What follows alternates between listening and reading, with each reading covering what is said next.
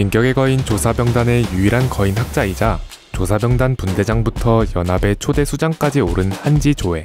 각 조사병단의 간부들이 하나씩 특징이 있다면 한지는 과학기술을 담당했는데요.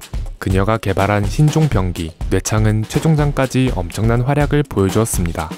과연 그는 어떤 인물이었을까요? 그리고 그녀는 어떤 자질을 가졌을까요?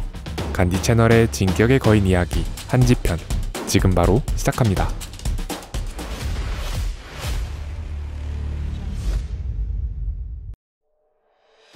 본명 한지 조회, 소속 조사병단 제14대 단장, 연합 초대 수장, 별명 망할 안경, 기행종. 한지는 짙은 갈색 머리에 초반에는 머리를 뒤로 묶은 포니테일이었으나 2부부턴 반묶음 형태로 약간 짧게 변경되었습니다. 한지는 바로 앞에 있는 사람을 분간하기 힘들 정도로 시력이 나빠 안경을 착용하며 전투나 임무 시엔 고글을 착용하는 게 특징입니다. 파라디 섬의 유일한 거인 학자여서 조사병단에서 나름 브레인 역을 맡고 있는데 현장에서의 전략이나 임기응변보단 전형적인 학자이자 연구자로서의 면모를 가졌습니다.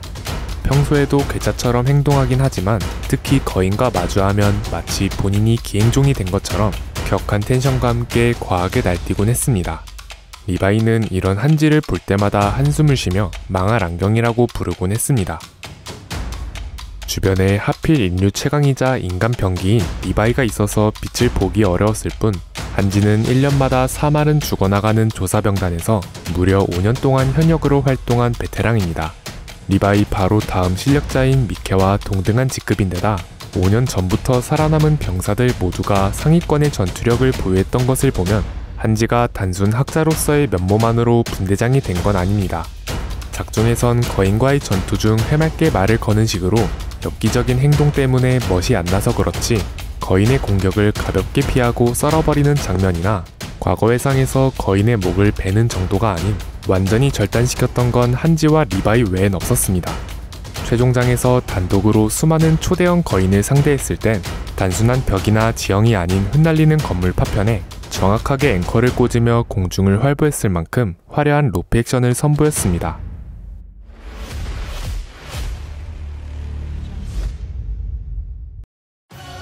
칼프리츠의 세뇌로 벽 외부의 인류는 오래전 멸망했다고 알려졌었고 외부는 거인 때문에 위험하다는 인식이 퍼져 있어 많은 이들이 벽의 조사가 의미 없다고 생각했습니다.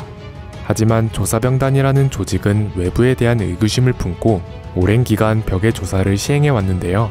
한지는 이들 중 가장 의구심이 컸던 인물이었습니다. 한지 역시 거인에게 품었던 가장 큰 감정은 다른 이들과 마찬가지로 증오였는데 어느 날 거인을 처리하고 머리를 발로 찼을 때 크기에 비해 묘하게 가볍다는 느낌을 받았습니다. 그 뒤로 증오에 치우친 관점만으론 거인에 대해 정확히 알 수 없을 테니 다른 방향에서 접근해보자는 생각을 갖게 되었고 이를 계기로 파라디 섬의 유일한 거인 학자가 되어 거인에 대한 연구와 실험을 하게 됩니다.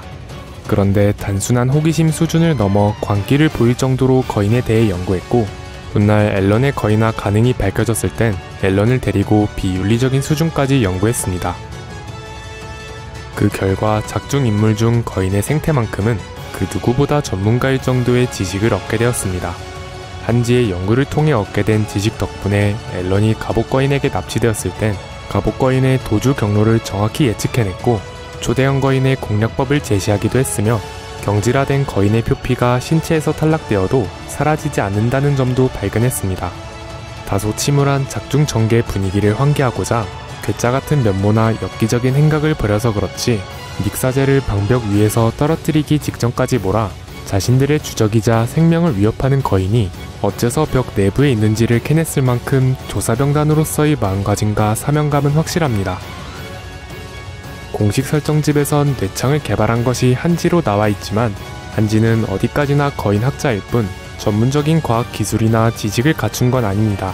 그래서 뇌창 같은 대거인용 병기 개발을 지시하고 아이디어나 발상 정도는 제공했겠지만 세세한 설계나 본격적인 개발 등은 기술반의 공일 가능성이 높습니다. 그래도 가장 강력하고 효과적인 대거인 병기였던 뇌창의 탄생 배경엔 한지가 자리 잡고 있음은 분명합니다. 추가로 거인 처형 때는 한지가 직접 개발했습니다. 방벽에 홈에 구조물을 만들어둔 뒤 방벽에 도르래와 쇠사슬을 연결하고 거대한 나무 기둥을 설치한 장치인데요. 조사단원을 미끼로 홈에 세워놓으면 거인이 미끼를 잡아먹고자 다가왔을 때 노출된 거인의 목덜미를 기둥으로 내리찍어 즉사시킬 수 있습니다. 이 처형대 덕에 거인을 잡기 위해 들어가는 자원과 인명피해가 0에 수렴하게 되었습니다.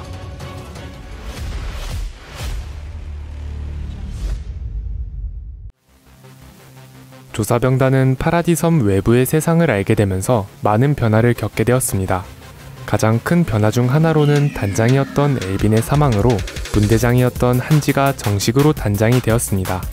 하지만 한지는 기존에도 분대장이긴 했으나 아무래도 독자적인 연구원 성향이 강했기 때문에 조사병단 전체를 이끌어야 하는 단장에게 요구되는 지략이나 리더십을 겸비했다고 보긴 어려웠습니다. 집단의 방향성이나 방침을 세운다든지 외부와의 교섭 등 여러 면에서 부족한 모습을 보이면서 뛰어난 연설 능력을 지녔던 픽시스가 실질적인 주도권을 쥐게 되었습니다. 그 결과 한지에게 부족한 면이 명확하게 드러남과 동시에 앨런에게 하여금 병단에 대한 신뢰가 점차 희미해지는 계기가 만들어집니다. 엘빈과 한지의 가장 큰 차이점 중 하나는 인간성이었습니다.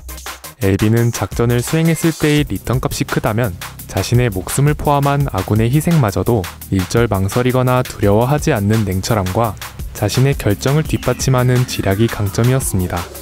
실제로 작중 최고의 지략가로 꼽히며 윤리나 도덕적으로 그릇된 부분이 있다 한들 본인의 선택에 확신을 갖고 결정했다면 확실하게 진행시켜 단합시키는 통솔력도 보유했습니다. 그렇게 엘빈이 낸 성과와는 별개로 악마를 능가하기 위해선 기꺼이 악마가 될 수 있고 언제든 소중한 것을 내칠 수 있는 자라고 평가받았을 만큼 모든 면에서 완벽한 이상적인 단장이라 볼 순 없겠지만 일장일단이 확실한 뛰어난 지휘관이었음은 분명합니다. 반면 한지는 도덕성을 중시하는 모습을 보였는데 비정할지언정 간결하고 확고했던 엘빈에 비해 너무 두루뭉술하고 막연했던 게 화근이었습니다.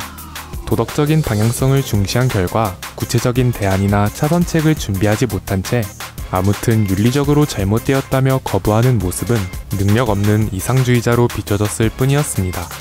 작중 예시로 엄연히 에르디아의 입장에서만 보면 땅울림은 생존을 위한 불가피한 선택이었는데 이에 대한 부작용을 조목조목 짚어가며 납득의 여지를 제공하는 반박이 아니라 아무튼 학살만큼은 안 된다며 감정적이고 이상만을 내세우는 실언을 했습니다. 결국 한지는 원래 맡았던 연구나 중간 책임자일 때 본인의 강점을 최대로 살릴 수 있었지 집단의 실익을 가져와야 하는 장으로서 전체를 이끄는 리더역엔 적합하지 못했습니다.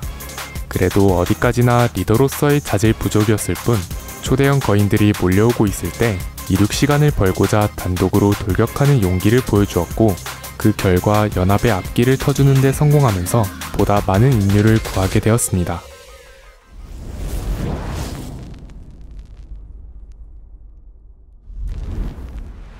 파라디섬의 유일한 거인 학자이자 조사병단의 고참이자 브레인이었던 한지 조에 작품 특유의 침울한 분위기를 환기해주는 귀중한 개그 캐릭터였는데요. 작품을 다 보고 나서야 한지의 성별에 대한 논쟁이 있었다는 걸 접하게 되었는데 개인적으론 크게 의식하지 않아서인지 털털한 여성 캐릭터 정도로 알고 있었습니다.